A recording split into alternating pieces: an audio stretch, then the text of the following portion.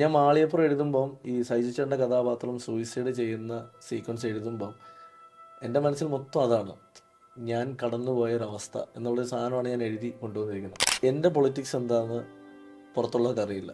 അപ്പം ഞാൻ മാളികപ്പുറം എഴുതിയോണ്ടുള്ള എൻ്റെ പൊളിറ്റിക്സ് ഇതാണ് എന്ന് ചിന്തിക്കുന്ന കുറേ ആളുകളുണ്ട്. അല്ലെങ്കിൽ ഞാൻ ഇന്ന ഒരു വിഭാഗം ആളുകൾക്ക് വേണ്ടി മാത്രം എഴുതുന്നതാണെന്നുണ്ട്. ശബരിമല എന്ന് പറയുന്നത് വിഷയം കൈകാര്യം ചെയ്ത് ആ സമയത്ത് സോഷ്യൽ മീഡിയ എങ്ങനെയാണെന്ന് നമുക്കറിയാം. അപ്പോൾ ആ വിഷയം എടുത്തിട്ട് ഒരു സിനിമ ചെയ്യുമ്പോൾ തീർച്ചയായിട്ടും അതിൻ്റെ പേര് മാളികപ്പുറം എന്നാകുമ്പോൾ തീർച്ചയായിട്ടും ഞാൻ ടാർഗറ്റ് ചെയ്യപ്പെടും. അപ്പോൾ എന്നെ സംബന്ധിച്ച് സുമതിയോട് എനിക്ക് ഭയങ്കര ഹാപ്പിനെസ് എന്ന പടമാണ്. അതിനേക്കാൾ മുകളിൽ എനിക്ക് ഒരുപാട് പെയിൻ തന്നൊരു സിനിമയാണ്. പക്ഷെ ഓക്കെ, ഇതൊക്കെ is part of life. Hello and welcome to the creative bench. ഇന്ന് എൻ്റെ ഒപ്പമുള്ളത് the one person who has mesmerised the whole family audience with his writing.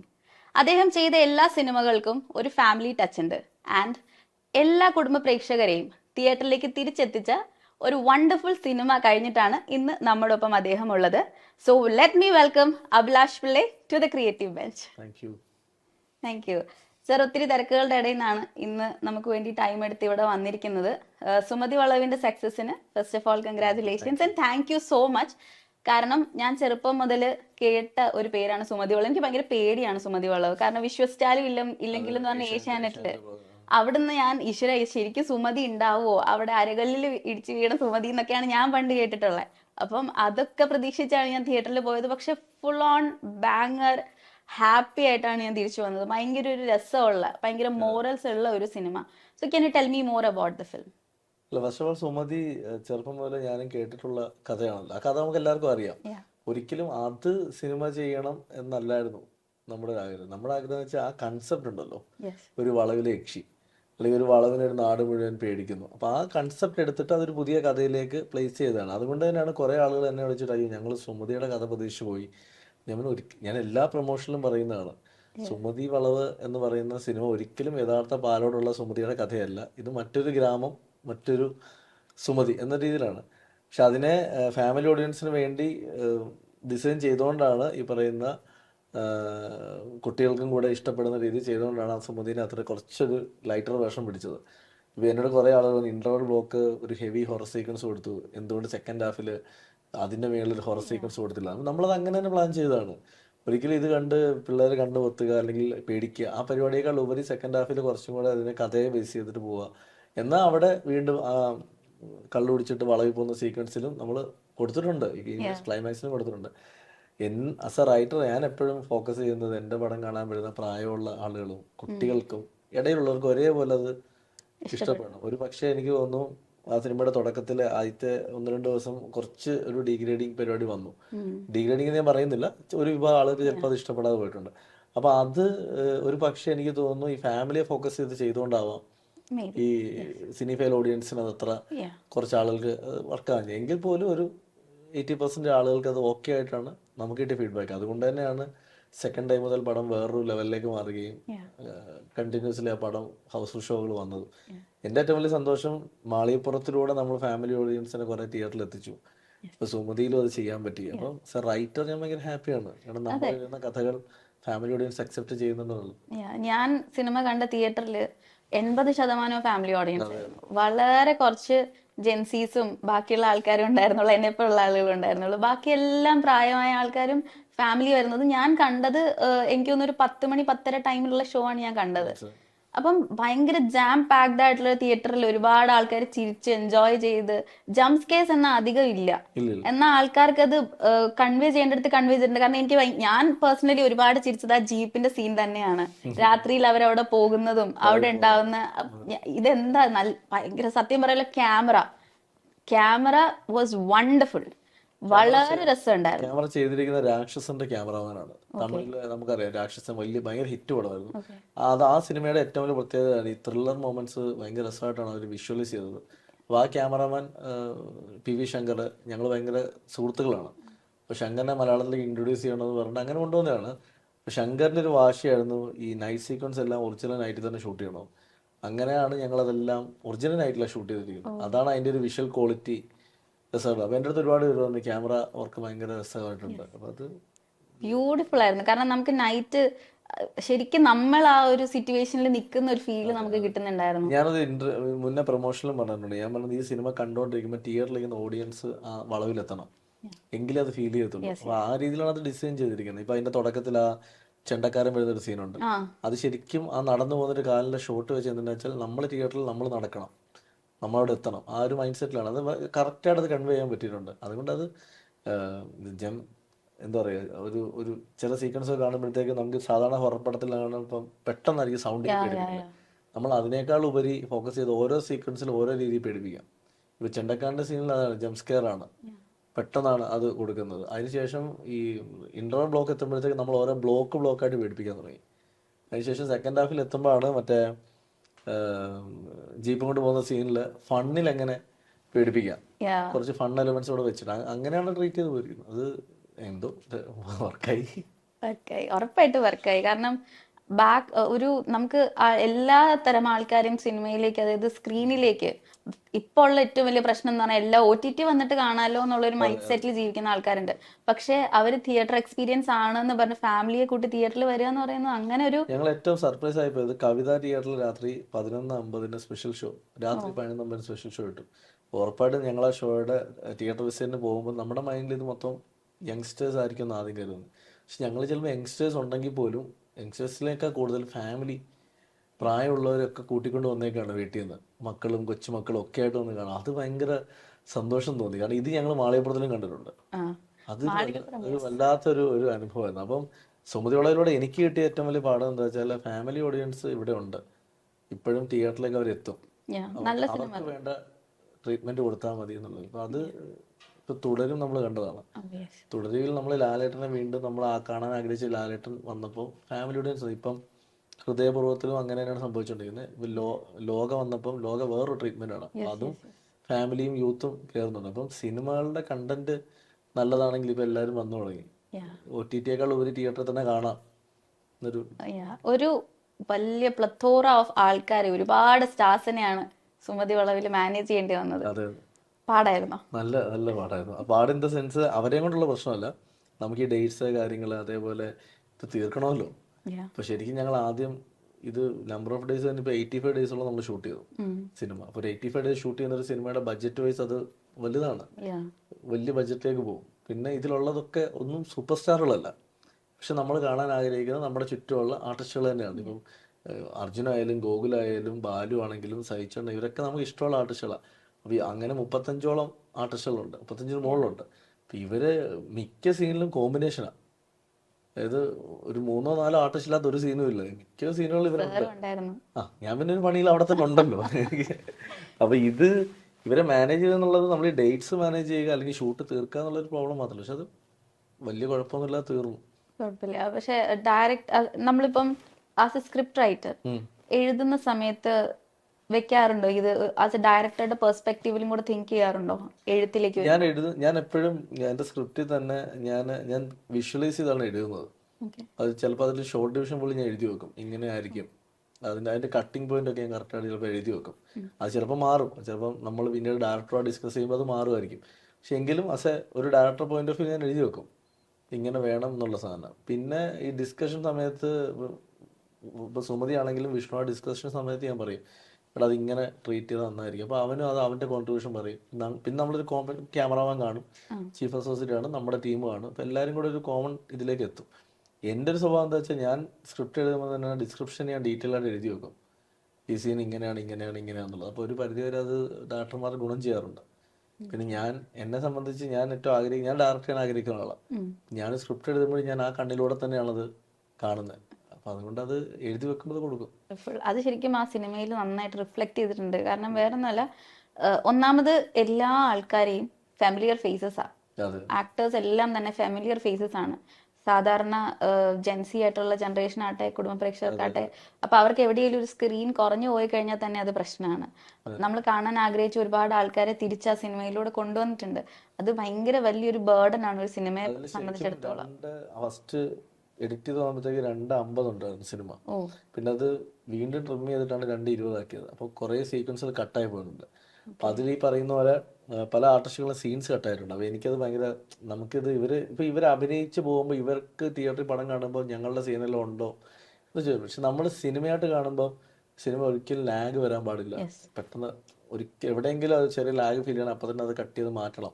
അപ്പോൾ ആ പെർസ്പെക്റ്റീവിലാണ് നമ്മൾ കുറേ സീക്വൻസ് കട്ട് ചെയ്യുന്നത്. അപ്പോൾ കുറേ ആളുകളുടെ സീൻസ് കട്ടായിട്ടുണ്ട്. അപ്പോൾ അത് കൂടിയും കുറഞ്ഞൊക്കെ വന്നിട്ടുണ്ട്.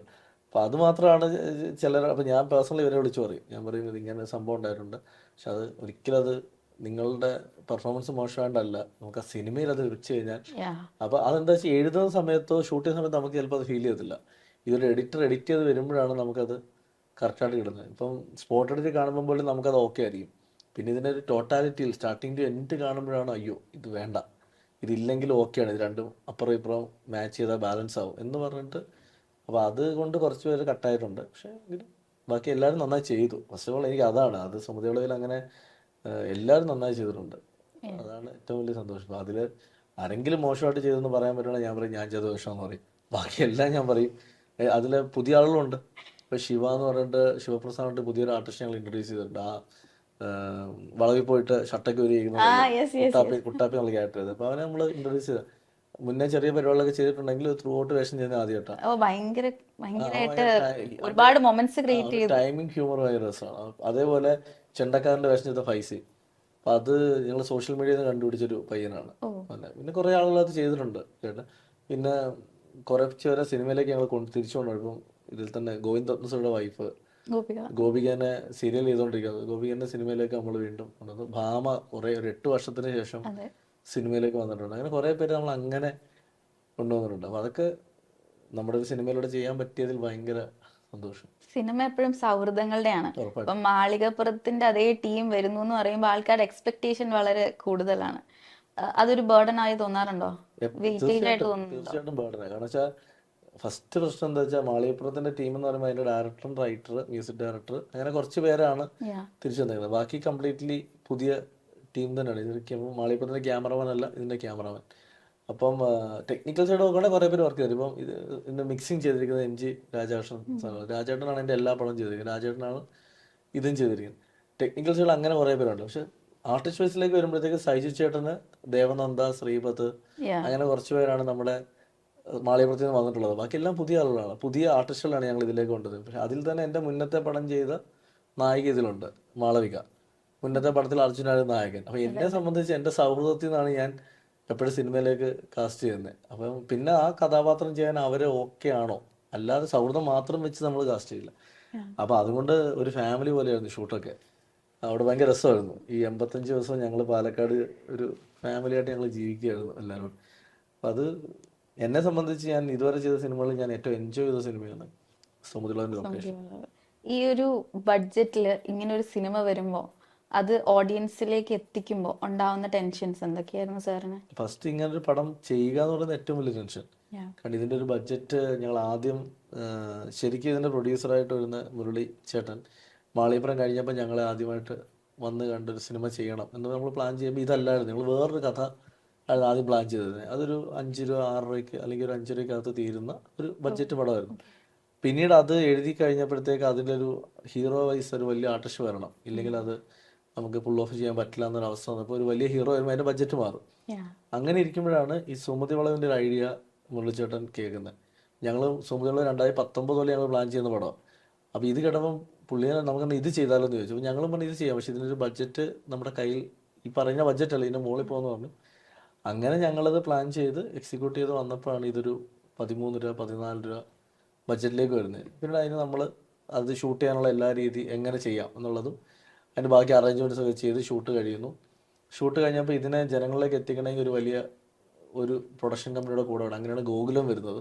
അപ്പോൾ ഗോകുലം വന്നപ്പോഴത്തേക്ക് ഞങ്ങൾ കുറച്ചും കൂടെ ഹാപ്പിയായി. കാരണം വെച്ചാൽ ഞങ്ങൾ ഉദ്ദേശിച്ചൊരു വലിപ്പത്തിലേക്ക് സിനിമ ജനങ്ങളിലേക്ക് എത്തിക്കാൻ പറ്റി. അതിൻ്റെ പ്രൊമോഷൻ ഗോകുലം ത്രൂ നമ്മുടെ ഡ്രീം പിക്കാണ് ചെയ്യുന്നത്. അപ്പോൾ അവർ വലിയ പ്രൊമോഷൻ ചെയ്തു. എല്ലായിടത്തും വലിയ രീതിയിൽ അതിൻ്റെ പരസ്യങ്ങളും കാര്യങ്ങളും. ഞങ്ങൾ എല്ലാ ആർട്ടിസ്റ്റുകളും ഞങ്ങൾ ഇറക്കാൻ പറ്റി പ്രൊമോഷൻ. എല്ലാവരും വന്നു. തിയേറ്റർ വിസിനൊക്കെ പോകുമ്പോഴത്തേക്ക് എല്ലാവരും ഉണ്ട്.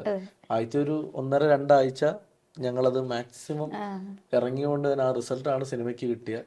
ഇന്നിപ്പം 35 ദിവസം കഴിഞ്ഞു, ഇപ്പോഴും തിയേറ്ററിലുണ്ട് സിനിമ. ഓണം റിലീസുകൾ വന്നിട്ടും തിയേറ്റർ സിനിമയുണ്ട്. അപ്പം അതൊരു സന്തോഷം. ഞാൻ ഇൻസ്റ്റഗ്രാമിലും ഒക്കെ നോക്കുമ്പോൾ, യൂട്യൂബ് ഇൻസ്റ്റഗ്രാമിൽ നോക്കുമ്പോൾ ഒരു വണ്ടി ആളുകളുണ്ട്. ഞങ്ങൾ എന്താ വെച്ചാൽ ഒരു വണ്ടി തന്നെ ഞങ്ങൾ ഫുള്ള് ഡിസൈൻ ചെയ്ത് ഇറക്കി ഒരു വാൻ. അപ്പോൾ എല്ലാവരും ഒരുമിച്ച് പോകാൻ തീരുമാനിച്ചിട്ടാണ്. അപ്പോൾ എനിക്ക് ആ സമയത്ത് ഏറ്റവും വലിയ ഇതെന്താ വെച്ചാൽ എൻ്റെ അച്ഛന് ഹാർട്ട് സർജറി അപ്പോൾ കഴിഞ്ഞ് ഒരാഴ്ച കഴിയുമ്പോൾ പടം റിലീസാവണ്ടേ. ഓക്കെ. അപ്പോൾ ഞാൻ ഈ പ്രൊമോഷൻ വന്ന ഹോസ്പിറ്റലിൽ നിന്നാണ്. രാവിലെ ഈ ആർട്ടിസ്റ്റുകളെല്ലാം ഈ വണ്ടിയെ കയറിയിട്ട് നേരെ വെൽക്കെയർ ഹോസ്പിറ്റലിലേക്ക് എത്തും. ആളുകൾ നോക്കുമ്പോഴത്തേക്ക് ഇന്നത്തെ സുമതിയോളൻ്റെ വണ്ടി ഹോസ്പിറ്റലിൽ എല്ലാവരും ഇറങ്ങും. ബാലു ഇറങ്ങുന്നു, അർജുൻ ഇറങ്ങുന്നു, അല്ലെങ്കിൽ ആർട്ടിസ്റ്റുകൾ ഇറങ്ങുന്നു. ഞാൻ ഇവരെന്നെ വിളിക്കും, ചേട്ടാ ഞങ്ങൾ എത്തിയെന്ന് പറയും. ഞാൻ മേളിൽ നിന്ന് ഇറങ്ങി ഈ വണ്ടിയെ കയറിയിട്ട് ഞങ്ങളിവിടെ പോകും. വെൽക്കെയർ ഹോസ്പിറ്റലാണ് എന്നും പ്രൊമോഷൻ തുടങ്ങുന്നത്. അപ്പോൾ അതൊരു വല്ലാത്തൊരു അനുഭവമായിരുന്നു. അപ്പോൾ ഞാൻ അച്ഛനിപ്പോ ആരോഗ്യം അച്ഛൻ ഓക്കെയാണ്. അച്ഛൻ ഹാർട്ട് സർജറി കഴിഞ്ഞതിൻ്റെ കുറച്ച് പ്രശ്നങ്ങൾ. അപ്പം അതാണ് ശരിക്കും പറഞ്ഞാൽ എൻ്റെ ഏറ്റവും വലിയ എൻ്റെ ലൈഫിൽ ഞാൻ ഏറ്റവും പ്രയോറിറ്റി കൊടുക്കുന്ന ഒരാളാണ് എൻ്റെ ഫാദർ. കാരണം അച്ഛൻ കാരണമാണ് ഞാൻ സിനിമയിലേക്ക് വന്നത്. ഞാൻ ഈ സോഷ്യൽ മീഡിയയിൽ ഈ നമ്മൾ പ്രൊമോഷൻ ഇറങ്ങി കഴിയുമ്പോൾ ഉള്ള ഈ കുറേ ആളുകളുടെ നെഗറ്റീവ് കമൻസ് ഒക്കെ കാണുമ്പോൾ ഞാൻ എനിക്ക് ഭയങ്കര വിഷമം തോന്നുന്നത് വെച്ചാൽ ഞാൻ ഈ അച്ഛനെ സർജറിക്ക് അകത്ത് കയറ്റി അച്ഛൻ്റെ സർജറി നടന്നുകൊണ്ടിരിക്കുമ്പോൾ ഞാൻ പ്രൊമോഷന് പോവാം. പ്രൊമോഷൻ നമ്മളൊരു കോളേജിൽ ചെല്ലുമ്പോൾ ചിരിച്ചോണ്ട് സംസാരിക്കാൻ പറ്റും. അതെല്ലാം കഴിഞ്ഞ് ഞാൻ തിരിച്ച് വീണ്ടും ഈ ഹോസ്പിറ്റലിലേക്ക് വരുവാണ്. കാരണം ഭയങ്കര കോംപ്ലിക്കേഷൻ ആയിരുന്നു അച്ഛൻ്റെ സർജറി. അച്ഛൻ്റെ അവസ്ഥയും അങ്ങനെയായിരുന്നു. നമ്മൾ അത്രയും ഡെഡിക്കേറ്റഡ് ആയിട്ട് ഇതിൻ്റെ കൂടെ നിന്ന് അല്ലെങ്കിൽ സിനിമയുടെ കൂടെ നിന്ന് ഇറങ്ങി കഴിയുമ്പോൾ അതൊരു ചില സമയത്ത് പേഴ്സണൽ അറ്റാക്ക് ഒക്കെ കാണുമ്പോൾ ഭയങ്കര വിഷമം തോന്നും സോഷ്യൽ മീഡിയയിൽ. അപ്പോൾ ഞാനിത് അങ്ങനെ ഞാൻ പ്രതികരിക്കാൻ പോകാറില്ല. കാരണം വെച്ചാൽ ഞാൻ എപ്പോഴും പറയുന്നവർ പറയട്ടെ, നമ്മുടെ കൂടെ നിൽക്കാൻ വലിയൊരു ആളുകളുണ്ട്, വലിയൊരു വിഭാഗം ഫാമിലി ഓഡിയൻസ് ഉണ്ട്. ഞാൻ എൻ്റെ കൂടെ ഉള്ളവർ പറയും, നിങ്ങൾ ഭയങ്കര വല്ലാത്ത അവസ്ഥയാണല്ലേ ഈ മുഖമില്ലാത്ത ആളുകൾ, അല്ലെ ഐഡൻറ്റിറ്റി ഇല്ലാത്ത ആളുകൾ, നമ്മളെ അറിയാത്ത ആളുകൾ വന്നിട്ട് നമ്മളെ പറ്റി ഇത് പറയുന്ന കാണുമ്പോൾ ഭയങ്കര വിഷമം തോന്നുന്നു പറയും. അപ്പോൾ ഞാനതങ്ങനെ ആരോടും എക്സ്പ്രസ് ചെയ്യാറില്ല. എൻ്റെ സങ്കടങ്ങൾ ഞാൻ എക്സ്പ്രസ് ചെയ്യാറില്ല. പക്ഷെ ഇപ്പം കുറച്ച് ദിവസമായിട്ട് ഞാൻ ഭയങ്കരമായിട്ട് ഫീൽ ചെയ്യുക. കാരണം വെച്ചാൽ എനിക്ക് എൻ്റെ അച്ഛൻ്റെ ഒപ്പം നിൽക്കേണ്ട സമയം മിസ് ചെയ്തു. കാരണം എൻ്റെ അച്ഛൻ ഈ അടുത്ത സമയത്ത് ഡോക്ടറോട് ഈ ഹാർട്ട് സർജറി കഴിഞ്ഞാൽ കൗൺസിലിംഗ് ഉണ്ട്. അപ്പം ഡോക്ടറോട് പറഞ്ഞു അവൻ എൻ്റെ അടുത്തൊന്നും ഇരിക്കാൻ പോലും സമയമില്ല, സിനിമ തിരക്കെന്ന് പറയുമ്പം ഞാൻ ആക്ച്വലി ഇപ്പുറത്തെ സൈഡ് ഞാൻ ആലോചിക്കുന്നത് എന്നെ വിശ്വസിച്ച് അല്ലെങ്കിൽ എൻ്റെ ഡയറക്ടർ നമ്മളെ വിശ്വസിച്ച് വന്നൊരു പ്രൊഡ്യൂസർ അല്ലെങ്കിൽ ഒരു ഇത്രയും കോടികൾ മുടക്കിയൊരു സിനിമ. അപ്പോൾ അവർക്ക് അച്ഛൻ എന്തായാലും ഉണ്ട്, അച്ഛനെ സേഫാക്കാളെല്ലാം ഞാൻ ചെയ്തിട്ടുണ്ട്. പക്ഷെ എനിക്ക് കൊടുക്കാൻ പറ്റാതെ പോയത് അച്ഛൻ ആ വേണ്ട സമയത്ത് എൻ്റെ പ്രസൻസ് അത് കൊടുക്കാൻ പറ്റാതാണ് ഞാൻ സുമതിയോളം എന്നുള്ള സിനിമയ്ക്ക് വേണ്ടി ഓടിയത്. അത് എൻ്റെ കൂടെ എല്ലാവർക്കും അറിയാം. ഞാൻ ഇന്ന് ഈ ഇൻ്റർവ്യൂവിന് വരുന്നതിന് മുമ്പ് ഞാൻ അച്ഛനെ ഹോസ്പിറ്റലിൽ കൊണ്ടുപോയിട്ട് വരുമ്പോൾ ഞാൻ ഡോക്ടറോട് പറഞ്ഞു, ഡോക്ടർ ഇങ്ങനെ എനിക്ക് ഇൻ്റർവ്യൂ ഉണ്ട്. ഡോക്ടർ എല്ലാം പൊക്കോളം പറയുമ്പോഴത്തേക്ക് ഡോക്ടറാണ് എന്നെ പുറത്തിറക്കിയിട്ട് പറഞ്ഞത് അച്ഛനൊരു വലിയ സങ്കടമുണ്ട്, കുറച്ചു നേരം കൂടെ അച്ഛൻ്റെ ഒപ്പം ഇരിക്കണം എന്ന് പറഞ്ഞു. ഞാൻ പറഞ്ഞു ഞാൻ തീർച്ചയായിട്ടും ഞാൻ പൊക്കോളാം എന്ന് പറഞ്ഞു. അപ്പോൾ എന്നെ സംബന്ധിച്ച് സുമതിയോളം എനിക്ക് ഭയങ്കര ഹാപ്പിനെസ് തന്ന പടമാണ്. അതിനേക്കാൾ മുകളിൽ എനിക്ക് ഒരുപാട് പെയിൻ തന്നൊരു സിനിമയാണ്. പക്ഷെ ഓക്കെ, ഇതൊക്കെ ഇസ് പാർട്ട് ഓഫ് ലൈഫ്. ഇതൊക്കെ പറഞ്ഞിട്ട് അച്ഛൻ തന്നെ എൻ്റെ അടുത്ത് പറയും അടുത്ത പടം സൂപ്പർ ഹിറ്റ് അടിക്കണം, നീ ഡയറക്റ്റ് ചെയ്യണം എന്നൊക്കെ പറഞ്ഞാൽ അച്ഛൻ തന്നെ മോട്ടിവേറ്റ് ചെയ്യും. പക്ഷെ മനുഷ്യന്മാരാണ്, അവരുടെ സങ്കടങ്ങൾ പറയുമ്പം എനിക്ക് ആ സമയത്ത് നിൽക്കാൻ പറ്റാതെ പോയല്ലോ എന്നൊരു സങ്കടം എനിക്കിപ്പം ഭയങ്കരമായിട്ടുണ്ട്. കാരണം സർജറി കഴിഞ്ഞ് ഞാൻ അച്ഛനെ കയറി കണ്ട് നീ ഇവിടെ വേണേന്ന് പറയുമ്പോൾ ഞാൻ പറയുന്നുണ്ട് അത് പ്രൊമോഷൻ ഞാൻ പോയിട്ട് വരാം, അന്ന് നീ പോയിട്ട് വാ മോനെ എന്ന് പറയുന്നുണ്ട്. പക്ഷെ ഞാൻ പോയതിന് ശേഷം അച്ഛൻ ഭയങ്കര ഡെസ്പായിരുന്നു. പിന്നീട് ഈ പ്രൊമോഷൻ്റെ ഇടയിൽ തിയേറ്റർ വിസിറ്റൊക്കെ ആയിട്ട് എറണാകുളം വിട്ട് നമ്മൾ പോകുമ്പോൾ നമ്മൾ വരുന്ന 2-3 ദിവസത്തിന് ശേഷമായിരിക്കും. അന്നേരം അദ്ദേഹം ഭയങ്കരമായിട്ട് കരച്ചിലും. ഞാൻ അച്ഛനെ കരഞ്ഞു കണ്ടിട്ടില്ല. ഞാൻ ആദ്യമായിട്ട് അച്ഛനെ കരഞ്ഞു കാണുന്നത്, ജീവിതത്തിൽ ഞാൻ കരഞ്ഞു കാണുന്നത്, അത് സ്വന്തം മകൻ മരിച്ചപ്പം പോലും കരയാത്ത ആളാണ്. ഞാൻ കരഞ്ഞു കാണുന്നത് സർജറി കഴിഞ്ഞൊരു 3-4 ദിവസത്തിന് ശേഷം ഞാൻ കാണാൻ വരുമ്പോൾ എന്നെ കണ്ട് ഭയങ്കരമായിട്ട് അദ്ദേഹം കരഞ്ഞു. അപ്പോൾ എനിക്ക് ഭയങ്കര ഫീലായി. ഞാൻ എന്തിനു വേണ്ടിയാണ് ഈ ഓടുന്നത്? ഞാൻ ഓടുന്ന മുഴുവൻ എൻ്റെ ഫാമിലിക്ക് വേണ്ടിയും അല്ലെങ്കിൽ എൻ്റെ ഒപ്പം നിൽക്കുന്നവർക്ക് സന്തോഷിക്കാനാകുമ്പം എൻ്റെ ഒപ്പമുള്ളവർ സന്തോഷിക്കാതെ സങ്കടപ്പെടുന്നൊരവസ്ഥ ഞാൻ കണ്ടു. ഭയങ്കര ഇന്ന് എനിക്കത് പേഴ്സണലി ഭയങ്കര ഫീലായി. ഞാൻ ഇൻ്റർവ്യൂ വരുന്ന തൊട്ട് മുന്നേ ഡോക്ടർ എൻ്റെ അടുത്ത് പറഞ്ഞപ്പോൾ ഞാനത് മാറ്റാം. എൻ്റെ ഈ ഇമോഷൻസ് ഒക്കെ തന്നെയാണ് എപ്പോഴും ഞാൻ സിനിമകൾ എഴുതുമ്പോൾ. ഇപ്പം ഞാൻ മാളികപ്പുറം എഴുതുമ്പോൾ എൻ്റെ മൈൻഡിൽ ഏറ്റവും വലിയ ഇമോഷൻ ഞാനത് എഴുതുമ്പം ഞാൻ എൻ്റെ ലൈഫിൽ ഏറ്റവും കൂടുതൽ സ്നേഹിച്ച ആൾ എൻ്റെ ബ്രദറായിരുന്നു. അപ്പോൾ അദ്ദേഹത്തിൻ്റെ മരണം ഒരു വല്ലാത്തൊരു ട്രോമയായിരുന്നു എനിക്ക്. അപ്പോൾ അദ്ദേഹം സൂയിസൈഡ് ചെയ്തതാണ്. ഞാൻ അങ്ങനെ ഇൻ്റർവ്യൂകളിൽ ഞാൻ ഡിസ്ക്ലോസ് ചെയ്യാത്തൊരു കാര്യമാണ്. അതൊരു ലവ് ഫെയിലിയറിനെ തുടർന്നുണ്ടായ ഒരു സൂയിസൈഡ് ആയിരുന്നു. പുള്ളി എഞ്ചിനീയർ ആയിരുന്നു, പുള്ളി വെൽ സെറ്റിൽഡ് ആയിരുന്നു എല്ലായിരുന്നു. പക്ഷേ ലൈഫിൽ വളരെ ആത്മാർത്ഥമായിട്ട് അദ്ദേഹം ഒരാളെ പ്രണയിച്ചു. പക്ഷെ അതിൽ എന്തോ ഒരു പ്രശ്നം ഉണ്ടായിട്ട് അദ്ദേഹം സൂയിസൈഡ് ചെയ്തു. അതൊരു വലിയ ട്രോമയായിരുന്നു ഞങ്ങളെ സംബന്ധിച്ച്. അപ്പോൾ എന്നെ സംബന്ധിച്ച്, അച്ഛനെ സംബന്ധിച്ച്, അമ്മയെ സംബന്ധിച്ച്. ഞാൻ ആ സമയത്ത് ഞാൻ MBA ജോയിൻ ചെയ്യാൻ പോവാം. ഞാൻ അതിനുശേഷം അവരെയും കൊണ്ട് കൊച്ചിയിലേക്ക് വരുന്നത്. അന്ന് മുതൽ ഇന്ന് വരെ ഞാൻ എൻ്റെ ഒപ്പം ചേർത്ത് പിടിച്ചേക്കുന്നതാണ് അവരെ, ഒരു വിഷമം അറിയിക്കാതെ. ഞാൻ മാളികപ്പുറം എഴുതുമ്പം ഈ സൈജു ചേട്ടൻ്റെ കഥാപാത്രം സൂയിസൈഡ് ചെയ്യുന്ന സീക്വൻസ് എഴുതുമ്പം എൻ്റെ മനസ്സിൽ മൊത്തം അതാണ്. ഞാൻ കടന്നുപോയ ഒരവസ്ഥ എന്നുള്ളൊരു സാധനമാണ് ഞാൻ എഴുതി കൊണ്ടുവന്നിരിക്കുന്നത്. ആ കുട്ടീനെ ഞാൻ പ്ലേസ് ചെയ്തിരിക്കുന്നത് ഞാനായിട്ട് തന്നെയാണ്. ഇതറിയുമ്പോഴുള്ള വിഷമം, അതിൻ്റെ ഇമോഷൻസ്, കാര്യങ്ങൾ.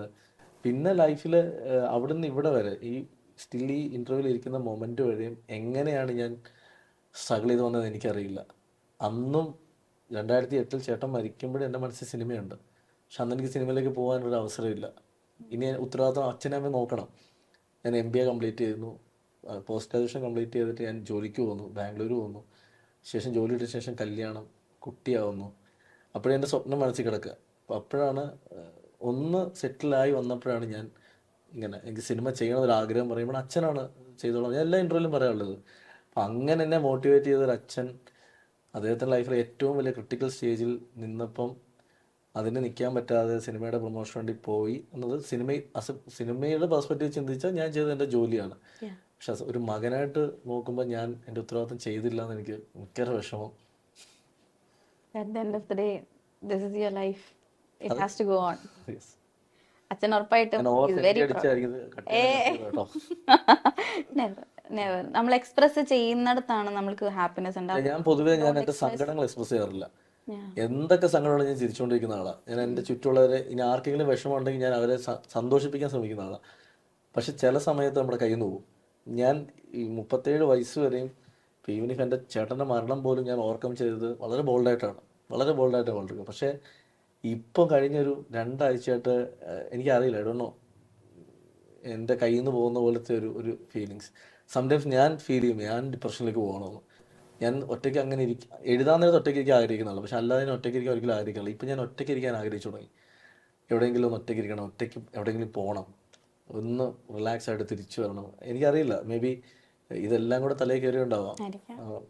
മേക്ക് ഷുവർ നമുക്ക് എപ്പോഴും ഒരു കംഫർട്ട് സ്പേസ് ഉണ്ടാവുമല്ലോ, ഒരു സർക്കിൾ ഉണ്ടാവുമല്ലോ നമ്മുടെ.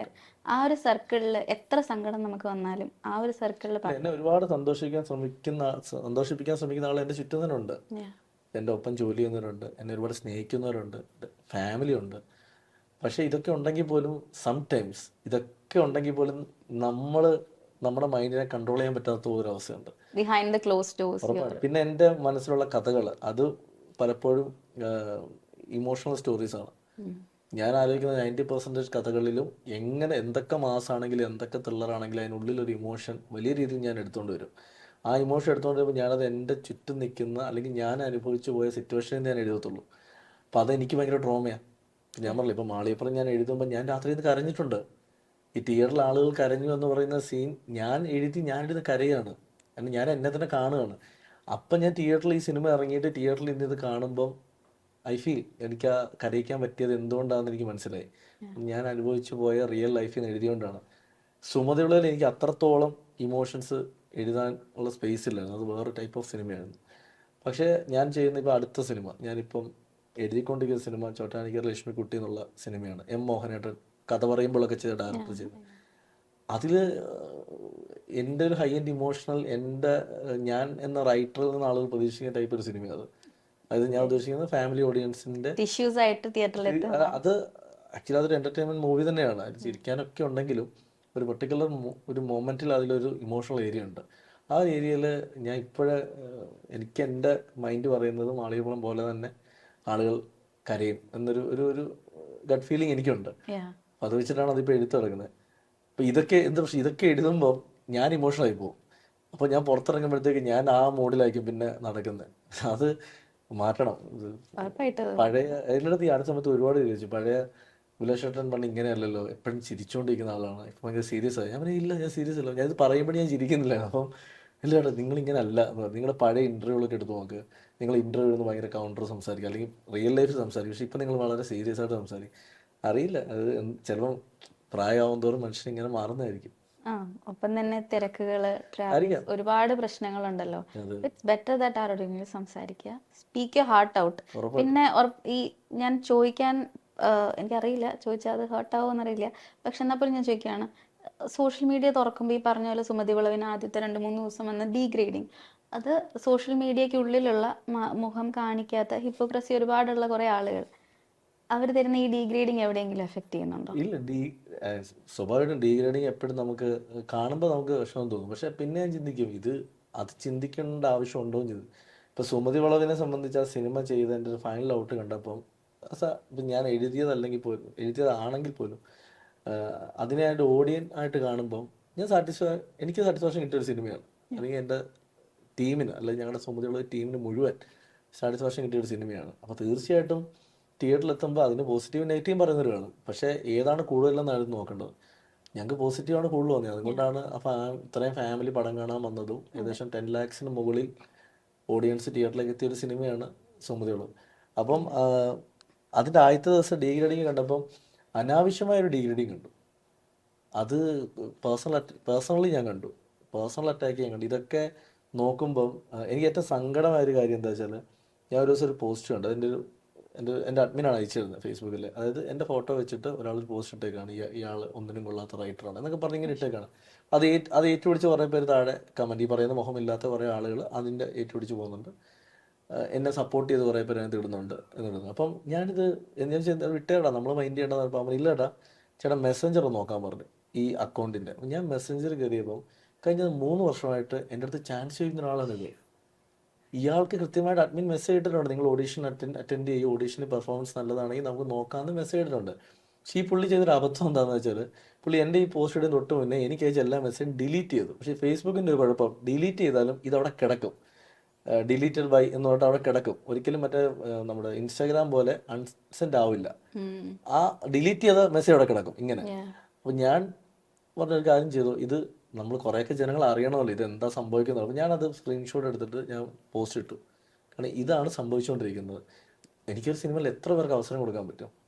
മാത്രമല്ല ഞാൻ റൈറ്ററാണ്, ഞാൻ മാത്രമല്ല ഒരു സിനിമയിലെ കാസ്റ്റിംഗ് തീരുമാനിക്കുന്നത്. അതിൻ്റെ ഒരു സംവിധായകനുണ്ട്, അതിൻ്റെ ഒരു പ്രൊഡ്യൂസറുണ്ട്, മറ്റ് ആർട്ടിസ്റ്റുകളുണ്ട്. ഇപ്പം എല്ലാവരുടെയും കൂടെ നമ്മളൊരു ഐഡിയ എടുത്ത് തരുന്നത്.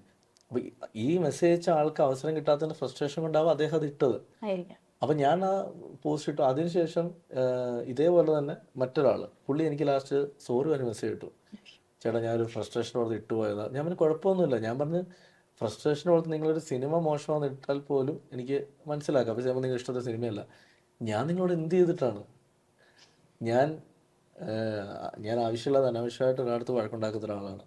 ആവശ്യമില്ലാത്തൊരു പ്രശ്നങ്ങളിൽ പോയി ഞാൻ ഇൻവോൾവ് ആവാത്ത ഒരാളാണ്. എന്നെയും കൊണ്ട് ആർക്കെങ്കിലും ഗുണം കിട്ടുവാണെങ്കിൽ കിട്ടിക്കൊണ്ടെന്ന് ഞാൻ അവസരം കൊടുക്കുന്ന ആളാണ്. അതെൻ്റെ ഒപ്പം വർക്ക് ചെയ്ത് എല്ലാവർക്കും അറിയാം.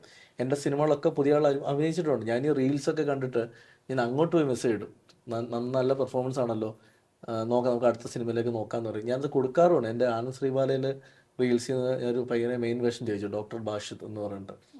അത് ഞാൻ അങ്ങോട്ട് ബാഷിനെ പണ്ട് കണ്ടിട്ട് മെസ്സേജ് ഇടും, ബാഷിദ് നന്നായിട്ടുണ്ട്, എന്തെങ്കിലും ഒരു പടം ചെയ്യുമ്പോൾ ഞാൻ നിനക്കൊരു വേഷം തരാമെന്നുണ്ട്. ഈ പറഞ്ഞ ഫൈസി, സുമതികളാൽ അഭിനയിച്ചത്, ശിവ, ഇവർക്കൊക്കെ ഞാൻ അങ്ങോട്ട് വിളിച്ചിട്ട് കൊടുത്തിരിക്കുന്നതാണ്.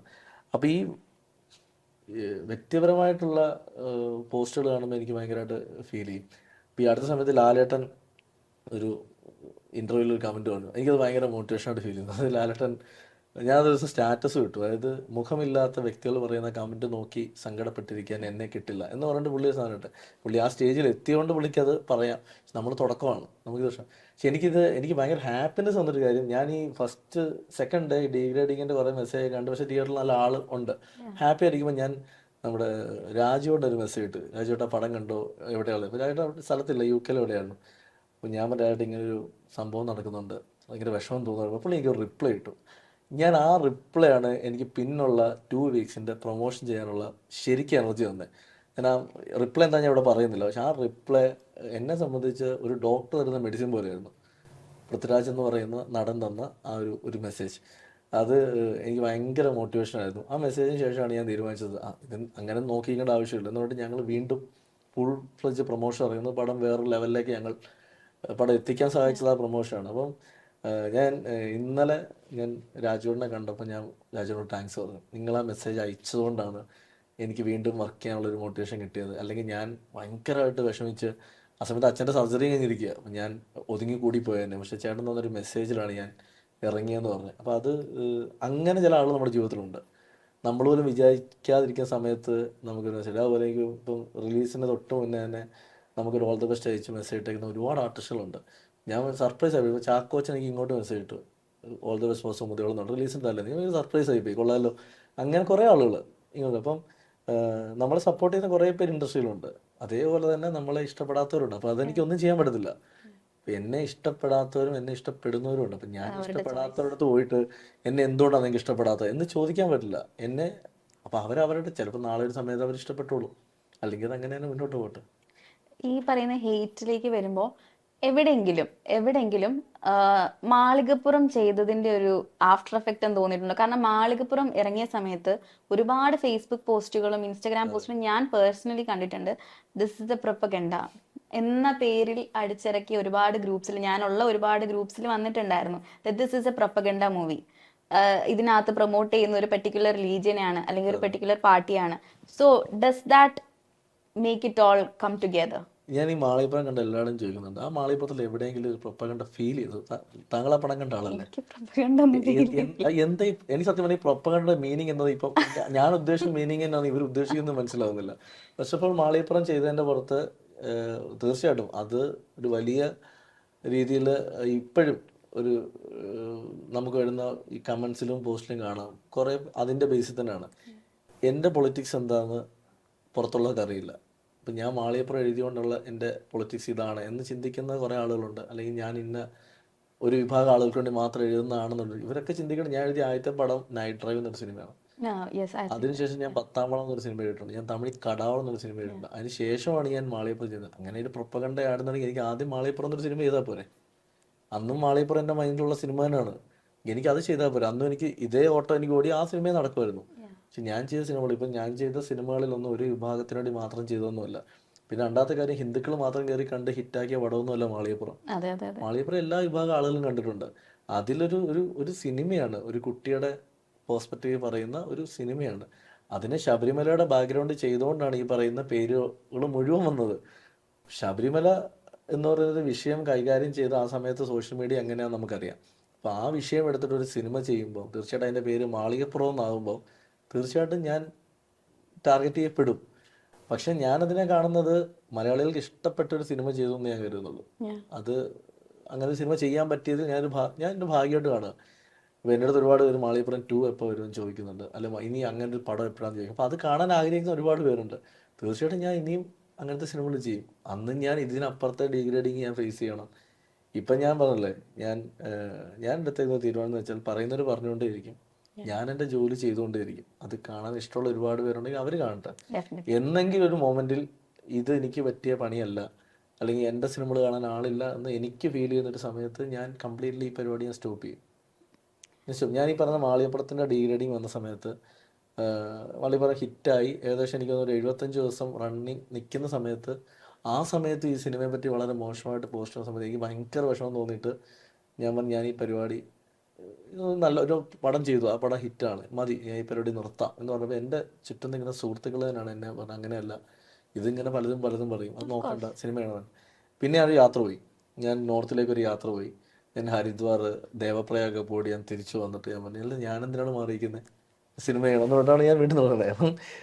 ഈ റീചാർജിങ് പോലെയാണ് ഈ റൈറ്റേഴ്സിൻ്റെ, നമ്മൾ ക്രിയേറ്റീവായിട്ട് ചെയ്യുന്നൊരു ജോലിയാണല്ലോ.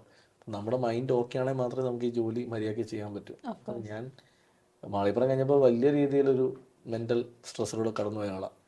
പിന്നെ ഇപ്പോൾ സുമതികൾ വന്നപ്പോഴും ഞാൻ അതേ അവസരം മാളികപ്പുറം ചെയ്യുമ്പോൾ ഞാൻ ബാക്കിയെല്ലാം കൊണ്ട് ഹാപ്പിയാണ്. എൻ്റെ ചുറ്റുപാടുള്ള എല്ലാം എനിക്ക് സപ്പോർട്ടിങ് ആയിട്ടുള്ളൊരു സംഭവമായിരുന്നു. പക്ഷെ ഇപ്പോൾ എനിക്ക് സുമതികളുടെ സമയത്ത് എനിക്ക് എൻ്റെ ചുറ്റും നിൽക്കുന്ന കുറേ പ്രശ്നങ്ങളുണ്ട്. ഏറ്റവും പ്രധാനം അച്ഛൻ്റെ ഇഷ്യൂ വന്നത്, പിന്നെ അത് മാത്രമല്ലാതെ കുറേ പ്രശ്നങ്ങൾ. പക്ഷെ ഇതിൻ്റെ ഒക്കെ ഇടയിലൂടെയാണ് സുമതികളെ ഒരു സക്സസ്സിലേക്ക് എത്തിക്കാൻ പറ്റിയത്. അതിൽ വലിയ സന്തോഷം. അതിന് എൻ്റെ ടീം മുഴുവൻ എൻ്റെ കൂടെ നിന്നു. എൻ്റെ സിനിമയിലെ കാസ്റ്റിംഗ് ടീമാണെങ്കിലും പ്രൊഡക്ഷൻ സൈഡിലാണെങ്കിലും എൻ്റെ കൂടെയുള്ള എൻ്റെ ടീമാണെങ്കിലും എല്ലാവരും ഒപ്പം നിന്നു. വൈഫ് അതിലൊരു റോൾ അർജുൻ്റെ ചേച്ചിയായിട്ട് ചെറിയ വേഷം. അതായത് വിഷ്ണു ആണ് അത് കാസ്റ്റ് ചെയ്യുന്നത്. വിഷ്ണു നമ്മുടെ അനിയനെ പോലാണ്, പണ്ട് മുതലേ ഫാമിലി ഒരു മെമ്പറാണ്. അപ്പോൾ വിഷ്ണു പണ്ടൊരു ആൽബം ചെയ്തപ്പോൾ അതിൽ അശ്വതിയായിരുന്നു അഭിനയിച്ചത്, അതിൽ ഒരു ടീച്ചറിൻ്റെ വേഷത്തിൽ. മാളികപ്പുറം ചെയ്ത സമയത്ത് അതിലൊരു ടീച്ചറിൻ്റെ ക്യാരക്ടറുണ്ട്. അപ്പോൾ വിഷ്ണു പറഞ്ഞ് ചേച്ചി കേട്ടെന്ന് പറഞ്ഞിട്ട് വിഷ്ണു തന്നെ, അപ്പോൾ ഞാൻ പറയടാ, ഞാൻ നാളെ ഭാര്യയെ കൊണ്ടുവന്ന് ഞാൻ അഭിനയിപ്പിച്ചു എന്ന് പറയാം. അതുകൊണ്ട് എനിക്കറിയില്ല, നീ എന്താ വെച്ചാൽ ചെയ്തോളാൻ പറഞ്ഞു. അങ്ങനെയാണ് അവൻ അതിൽ കാസ്റ്റ് ചെയ്തത്. പിന്നെ സുമതികളെ വന്നപ്പോഴും അവൻ തന്നെ പറഞ്ഞു ആ ചേച്ചി കേട്ടെന്ന് പറഞ്ഞിട്ട്. ആൾക്കാരെന്ത് പറയും ഭയങ്കര ബോധേടാണ്.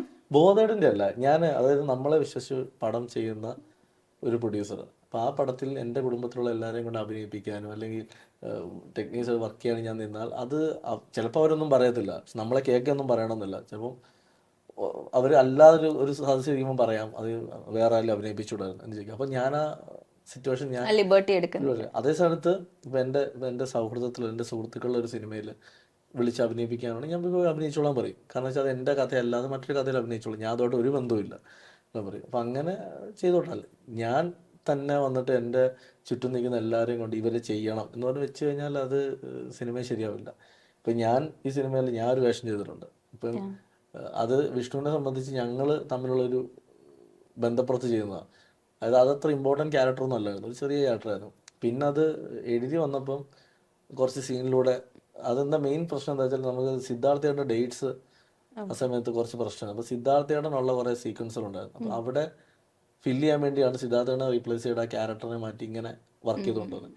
അപ്പോൾ അങ്ങനെ വന്നപ്പോഴത്തേക്ക് സീൻസ് കൂടി വന്നു. അപ്പോൾ എൻ്റെ അടുത്ത് ഞാൻ കുറേ കമൻറ്റ്സ് കണ്ടു, എന്ത് ഇയാൾക്ക് അഭിനയിക്കാൻ വേണ്ടി പ്രൊഡ്യൂസറിൻ്റെ കാശ് കളഞ്ഞോട്ട്. ഞാൻ ഭയങ്കര ഷോക്കായി, ഇതെന്താണ് ഇങ്ങനെയൊക്കെ. ഞാൻ പറയാം ഇപ്പം ഇതൊക്കെ കേട്ട് ഇഗ്നോർ ചെയ്ത് വിടുക എന്ന് മാത്രമേ ഉള്ളൂ. ബാക്കിയൊക്കെ